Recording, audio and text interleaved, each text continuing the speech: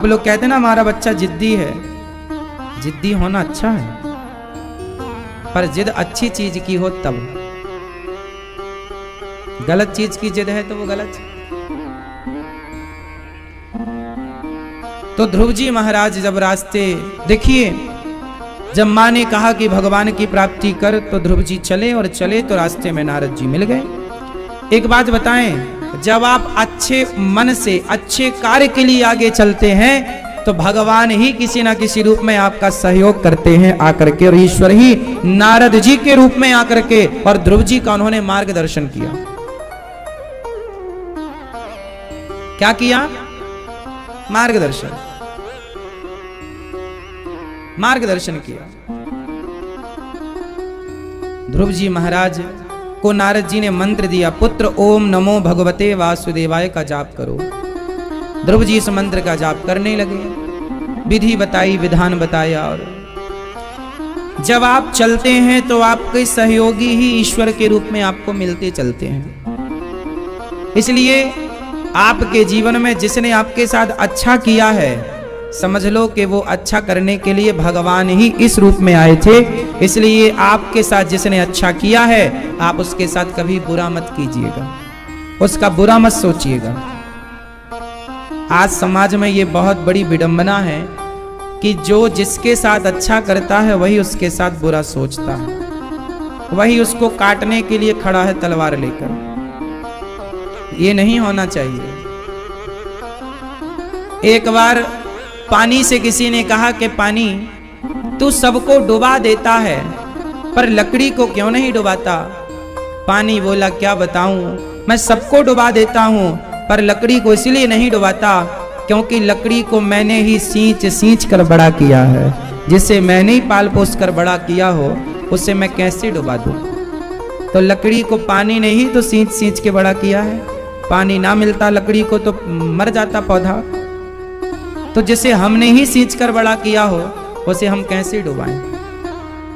तो जिसने आपकी मदद की हो, आपका इतना सहयोग किया हो, आप उसके बारे में गलत कैसे सोच सकते हैं? यदि सोच रहे हैं तो आप थर्ड क्वालिटी के व्यक्ति हैं,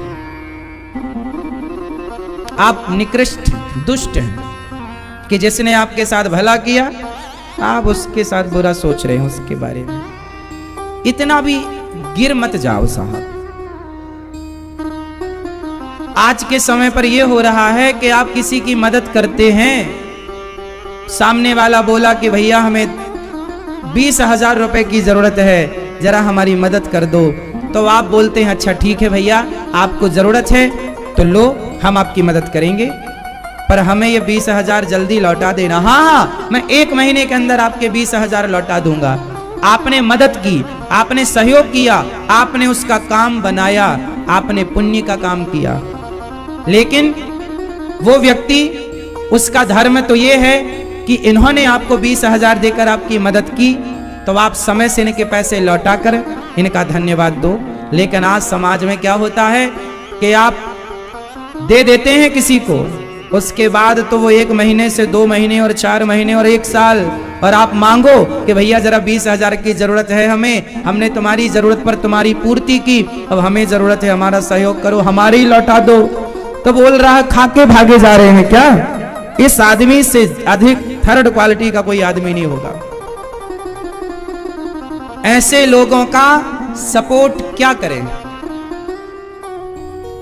जिसने आपके साथ अच्छा किया है, आप उसके साथ अच्छा नहीं कर पाए तो आपके जैसा दुष्ट कौन है?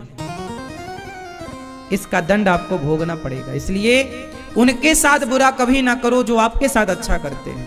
बुरा तो किसी के साथ मत करो, पर उनके साथ तो मत करो जिन्होंने आपके साथ किया है। आप में से कितने लोग ऐसे होंगे कि आपने किसी को 5,000, 10,000, 1 लाख, 5 लाख जरूरत पर दिया, पर जब उसने आपने मांगा तो वो नहीं दिया। नहीं देते लोग। ऐसे लोगों से दूरी बना लेना अच्छा है।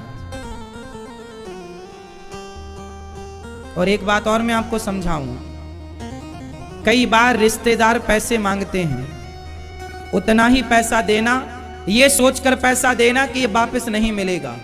यदि इतनी क्षमता है तो दो, वरना मत दो, क्योंकि जमाना अब इतनी भी भलाई का बचा नहीं है। आप तो भलाई करने बैठे हैं और सामने वाला आपका गला काटने बैठा है। इतना अच्छा होता संसार तो ये स्थितियां पैदा ना होती। तो आज के जमाने में आप सहयोग किसी का करें तो उतना ही करें, ये सोचकर कि अब ये जो दे रहे हैं ये मिलने वाला नहीं। और तो सब ठीक है, आप जिसको देते हैं, मदद करते हैं, वो वापस नहीं करता और जमाने में जाकर आपकी बुराई और करता है। मतलब बताइए, अज्ञानता की, मूर्खता की, दुष्टता की पराकाष्ठा है ये।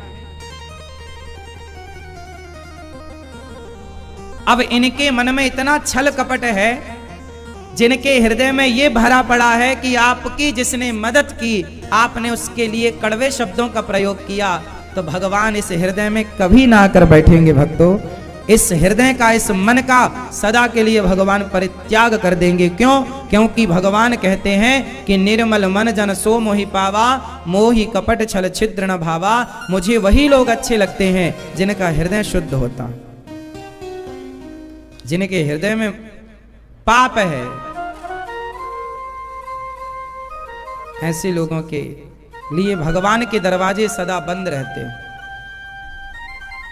जो गलत करते हैं, किसी को धोखा देते हैं, ऐसे लोगों के लिए भगवान के दरवाजे सदा बंद रहते हैं। इसलिए आपसे मैं एक बात फिर निवेदित कर दूं, आप लोगों ने किसी का कर्जा तो नहीं खाया? आप में से कोई, यदि आपने किसी से 1 रुपए भी लिया है तो वापस कर देना, क्योंकि आप किसी के 1 रुपए लेकर भी मर जाओगे तो अगले जन्म में उसके घर का कुत्ता बनकर तुम्हें चुकाना पड़ेगा, बैल बनकर चुकाना पड़ेगा। चुकाना तो पड़ेगा। इसलिए किसी का कर्जा लेकर मत मरना साहब। लिया है तो चुकाओ, मर गए तो आपको चुकाना पड़ेगा, इस जन्म में नहीं तो अगले जन्म में। और जो आपका कर्जा लेकर भाग गए हैं, आपसे पैसा लेकर मुकर गए कि नहीं देंगे, आप घबराइए मत, किसी ना किसी जन्म में ये आपके घर के कुत्ता बन के चुकाएंगे और आप का कहीं ना जाएगा। चलो इस जन्म में नहीं दे पाए वो, अगले जन्म में चुकाएंगे। तो उनके बाप ईश्वर की अदालत में हिसाब पाई पाई का। यहां की अदालत से कोई बच भी जाए, पर ईश्वर की लाख आंख से देख रहा है तुझे देखने वाला। सच की खेती कर ले चतुर नर, समय गुजरता जाता, मेरे मालिक की दुकान में सब लोगों का खाता। इसलिए अच्छे कर्म करो और भगवान के आश्रित रहो।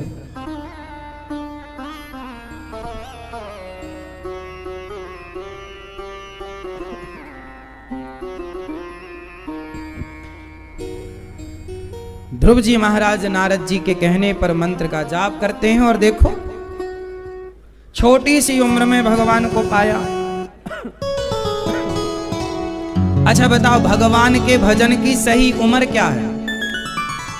मैया जी बताओ, बताओ भजन की उम्र क्या है? क्या उम्र है सही? भक्ति की, भजन की, भगवत प्राप्ति की क्या सही उम्र है? आप बताओ।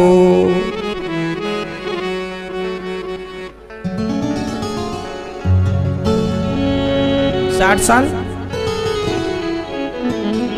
मैया बताओ भजन की उम्र क्या है? मैया क्या उम्र सही है भैया बताओ? कब भजन की उम्र सही क्या है? हाँ, भजन कर मस्त जवानी में, बुढ़ापा किसने देखा है। ध्रुव जी 5 साल के थे तो उनकी माँ ने उन्हें ईश्वर की खोज में लगा दिया। हमारे यहाँ बच्चों को माँ बाप ईश्वर की खोज में लगा देते हैं, और विदेशों में लड़का लड़की 18 साल के होते हैं तो माँ बाप को छोड़ करके वो भगवान की खोज नहीं, हमारे भारत में बच्चे राम की खोज में निकल जाते हैं, और वहाँ दुनिया के लोग काम की खोज में निकलते हैं जवानी आते ही। काम ढूंढने लग जाते हैं, विषय वासनाओं की नदी में वो डुबकियां लगाने लग जाते हैं। जबकि हमारे भारत में छोटे छोटे बच्चे हाथ में घंटी और आरती लेकर वो उस ईश्वर की ओर बढ़ते हैं जिस ईश्वर ने ये सृष्टि को रचा है। उस सत्य को जानने की जिज्ञासा लेकर, अथातो ब्रह्म जिज्ञासा, ईश्वर की जिज्ञासा लेकर के छोटा सा बच्चा भी आगे बढ़ने लग जाता है। हमारा ज्ञान, हमारी संस्कृति कोई तुलना नहीं है साहब किसी से। भारत की आध्यात्मिकता को लोगों ने कितना जाना मुझे नहीं पता, पर जितना मैंने जाना मैं उस आधार पर कह सकता हूं कि भारत सदा विश्व गुरु था, सदा विश्व गुरु है और भारत ही सदा विश्व गुरु रहेगा।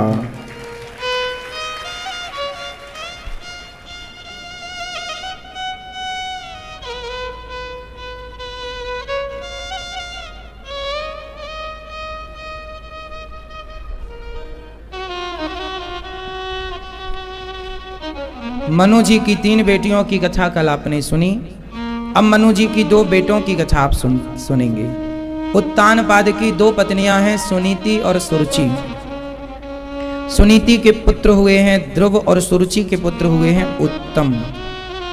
ध्रुव जी छोटे से हैं, बच्चे हैं, और ये कथा है कि बच्चों को किस तरह से सत्य की खोज में लगाया जाए।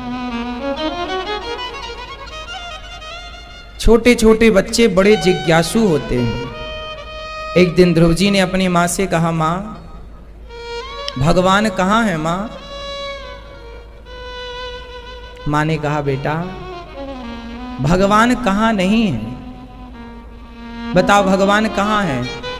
छोटा सा बच्चा कई बार ये सवाल कर लेता, जब आप कहते हो भगवान भगवान तो बच्चे पूछ लेते हैं कि माँ ये भगवान कहाँ है माँ? तो आप बोलते हैं कि ये भगवान बैठे हैं, ये देखो ये। तो वो बोलते हैं बच्चे कि ये भगवान है, तो ये हमसे बात क्यों नहीं करते, ये हमसे बोलते क्यों नहीं हो? आप तो हमसे बोलती हो, आप तो हमें प्यार भी करती हो, ये भगवान हमसे प्यार क्यों नहीं करते? छोटे छोटे बच्चे कहते हैं कि ये भगवान हमारे संग खेलते क्यों नहीं है। मतलब बच्चों की जिज्ञासा तो जिज्ञासा है कि नहीं? बच्चे पूछ लेते हैं कि नहीं, भगवान बोलते क्यों नहीं है, भगवान खाते क्यों नहीं है, भगवान हमारी तरफ देखते क्यों नहीं है, भगवान पलकें क्यों नहीं झपकाते हमारी तरफ। ध्रुव जी ने भी पूछ लिया, माँ भगवान कहाँ है माँ? तो माँ ने कितना बढ़िया समझाया। अच्छा, आप लोगों के बच्चे जब सवाल करते हैं तो आप लोग उन बच्चों के प्रश्न के आगे ना निःशब्द हो जाते हैं। आप लोगों में बहुत लोग ऐसे होंगे जिनके पास बच्चों के सवाल का उत्तर नहीं है। बच्चे जो प्रश्न करते हैं उनके उत्तर आप दादियों के पास नहीं है, दादाओं के पास नहीं है। इससे क्या पता चला कि आप जब अपने बच्चों को उनको संतुष्ट नहीं कर पाएंगे उनके प्रश्नों का उत्तर देकर, तो वो बच्चे फिर क्या होंगे, अरे मेरी माँ तो मूर्ख है, मेरी दादी तो मूर्ख है, ये तो भगवान की पूजा करती है, भगवान तो ना देखते हैं ना खाते हैं और ये पूजा करती है।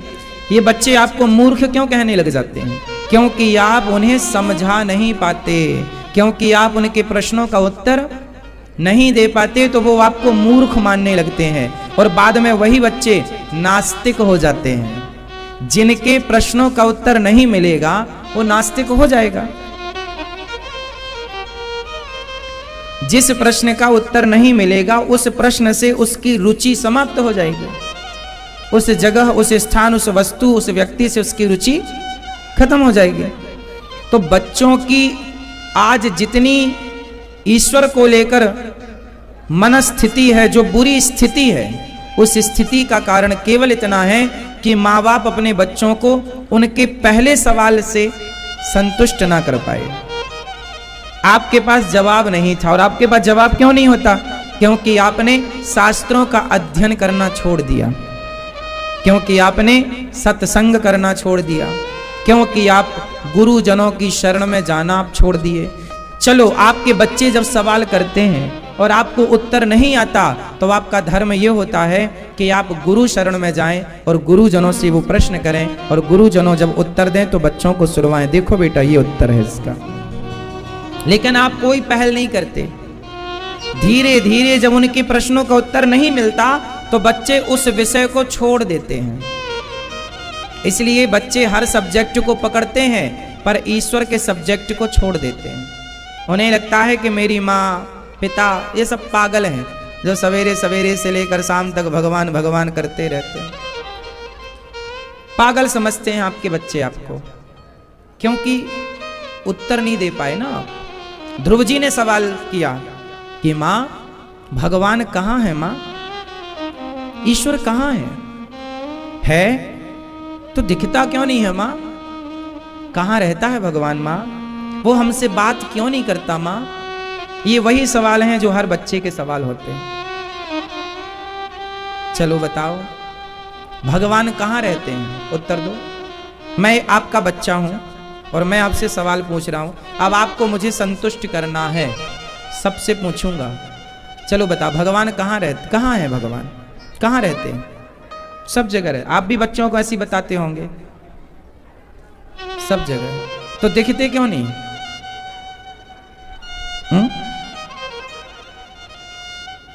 समझाना सीखिए। आप बहुत ज्ञानी हैं पर समझा नहीं पा रहे हैं तो ज्ञान का मतलब नहीं है। समझाना सीखिए और समझाओ कैसे? प्रमाण देकर, सबूत के साथ। आपकी बात वजनदार होनी चाहिए। आपकी बातों में वजन नहीं है तो उन बातों का कोई मतलब नहीं। वजन के साथ बात करो। भगवान कहाँ है? तो बच्चे जब पूछा करें कि भगवान कहाँ है तो आप बच्चों को कैसे समझाया करो, मैं आपको समझाकर बताता हूं। ये हर प्रश्न का उत्तर ये गुलाब देगा। जब आपके बच्चे कभी भगवान को लेकर कोई सवाल करें तो सबसे पहले बच्चों से बोलना, बेटा एक गुलाब लेकर आओ, या फिर आप ही एक गुलाब लाओ।